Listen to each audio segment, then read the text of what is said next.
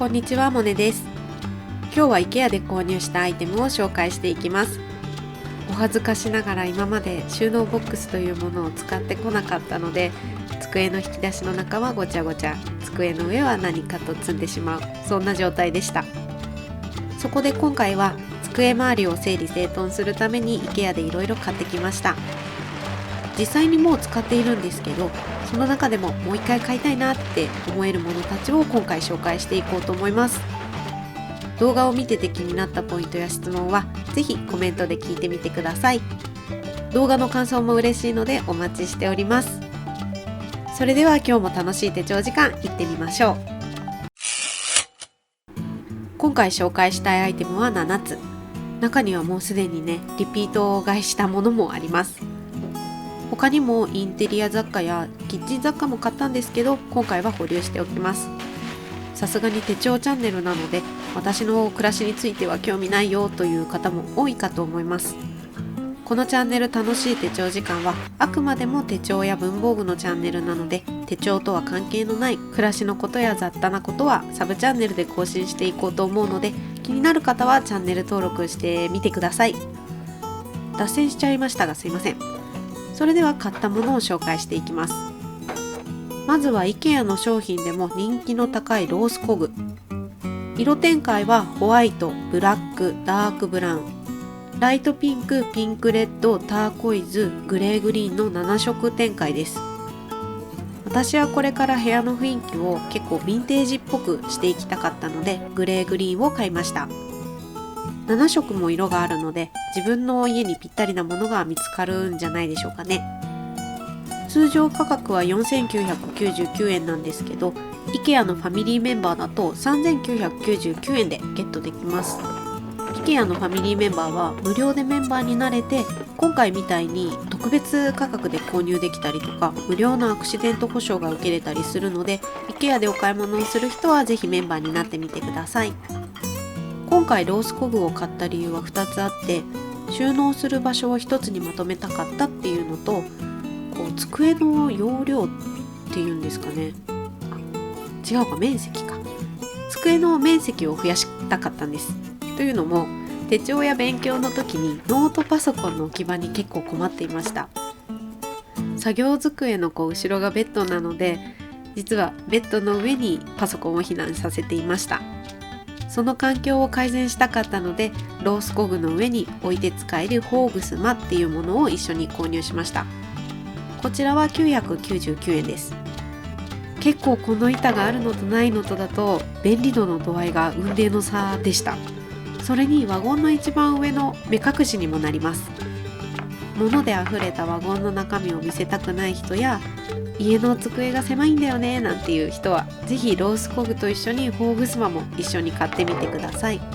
ノートパソコンの一時避難場所なので、この上に物を置かないように気をつけなきゃって思ってます。このワゴンのおかげでかなり収納場所が増えました。それにキャスターがついているので、お部屋の中を自由自在に動かせます。といってもね、そんな動かすほど部屋広くないんですけど。お次はスカーカレの収納ボックスとバッグオーガナイザーインサートを紹介します。まずはスカーカレの収納ボックスから。こちらは1999円です。サイズは英語サイズのものが横にしても入る感じです。素材は竹で結構しっかりした作りになってます。色がかなり淡めというか薄めなので、ゆくゆくはペンキで焦げ茶色にしたいななんて思ってます。そしてバッグオーガナイザーインサートも英語サイズのものを横にして入るサイズ感で799円です。こういうフェルトのものって時々ペラペラなものってあったりしませんかね。で、どうかなって思ってたんですけど、思った以上にしっかりした厚めの生地になってます。どのぐらい使ったら毛玉の感じが出てくるかとかはちょっと使ってみないとわからない部分なので、検証していこうと思います。この2つは手帳時間に使うものをまとめておける場所としてボックスが欲しくて購入しました。というのも、手帳タイムに入るとき、今まで結構準備が必要でした。今日使うペンを探したりとか、筆箱探したりとか、イスピック探したりとか、もうこれに関しては私に整理整頓の力がなかったからゆえなんですけど、せっかくね整理整頓もしてみようってことで今回 IKEA で買ったので、手帳時間に必ず使うものをまとめておけるボックスを作ることにしました。まとめるだけならねスカーカレーの収納ボックスだけでもいいと思うじゃないですか。なんですけど、今回バッグオーガナイザーインサートはバッグインバッグならぬボックスインバッグ、バッグインボックスどっちでしょうね。まあそんな感じで使います。スカーカレーのこの収納ボックスの中にこのバッグオーガナイザーインサートを入れます。収納ボックスに仕切りを作るのと手帳を汚さないために買ってみました。手帳カバーの素材にもよると思うんですけど、私の場合革とビニール素材なので、硬いものと長時間触れ合ったりすると跡がついちゃったりとか傷になっちゃったりとかするんですよね。それにこのバッグオーガナイザーインサートは外で手帳時間を過ごすときはこれごとカバンに入れることができるので便利だなって思って使っています。ちなみにこのボックスの中には英語サイズの手帳がすっぽり入るので、いつも使ってる革手帳とスタディプランナーを入れてます。そして手帳タイムによく使うシール収納手帳を入れて、このシール収納手帳は100均のセリアで購入した6リングバインダーで作ってます。作り方が気になる人はこちらの動画をご覧ください。切ったやフレークシール、剥離紙シールなどが1冊にまとめられてて便利です。そして筆箱と便利道具が一気に詰まった文具セット。これは外に出る時用の文房具なのでこちらに入れることにしました。あと手帳時間に大活躍してるインスピックもこちらに入れました。なんか立てて収納するのがいいって何かの本で読んだんですけど、いいですね。すごくすっきりするし見つけやすいです。この収納ボックスに手帳時間でいつも使うものが入っているので、このセットを取り出せばすぐに手帳タイムが始められちゃいます。あれはどこだっけって探す手間がなくなります。よかったらこんな風に手帳タイムセットを作ってみてください。次はアンニリナレシリーズの蓋付きボックスと蓋付き缶を紹介します。まずは蓋付きボックスから。こちらは大小2つのものがセットで699円。小さいサイズの方は英語サイズよりちょっと小さい感じで、大きい缶の方が英語サイズくらいになってます。そして同じ素材の蓋付き缶は3点セットで599円でした。アンニリナレシリーズを買ったのは、まず我が家に収納ボックスというのが全然ないので、ちまちましたものをそのまま引き出しや机に置いておくことがかなりあったので購入しました。他にも IKEA には収納ボックスがたくさんあるんですけど、紙製のものや布製のものは結構汚れに弱いのと、ちゃんとしっかり隠してくれるボックスが欲しかったので買いました。さらに自分の家の雰囲気を統一していきたいので、素材が同じものが良くてアンニリナレシリーズを選びました。実際に使ってみてどちらも丈夫で長持ちしそうな印象です。ちなみに蓋付きボックスはもうすでにリピ買いしてます。結構この蓋の開け方がかなり気に入っちゃって、このつまみのおかげで開けやすくなってます。あとラベルシールのダイモと相性が良さそうなのもポイントが高かったです。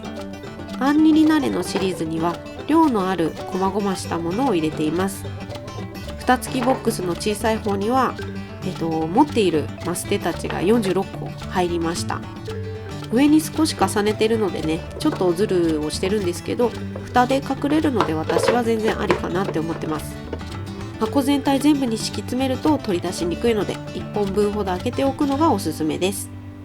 蓋付き缶の方には私の冬の必需品なんですけど、のど飴が入っていたり、ちょっとした DIY に使う部品なんかも入れています。3サイズもあるので持っているものの量でどれに入れるか決められるのも嬉しいところです。最後はサックスボルガの蓋付き容器&トイレじゃないトレイすいません。5点セットで1799円です。トレイや蓋部分のコルクが思った以上に硬くて、私の結構好みな硬さでした。コルクって結構物によっては柔らかすぎてボソボソ壊れていってしまうものがあるので、ここまでしっかりしたコルクだったのですごい好感が持てました。実はこれを買った時何を入れようか全く決まってなかったんですが、可愛くて購入しちゃったものです。これ良くない買い方って言いますよね。でも結果的にリピ買いしたいほど気に入りました。今回購入したほとんどの収納ボックスは基本中のものを見せない収納だったんですが、蓋付き容器&トレイは中が見えます。ということで机の上に置いていても可愛いものたちを基本収納しています。よく使う細マステや黒マステ、いつも置き場に困ってたポストイットを縦置きにしてみたりと、あとは動画を撮影する時に使う SD カードやカメラの接続プラグを入れています。SD カードやカメラの接続プラグは本当置き場所が決まってなかったので、よし YouTube 撮るぞってなった時、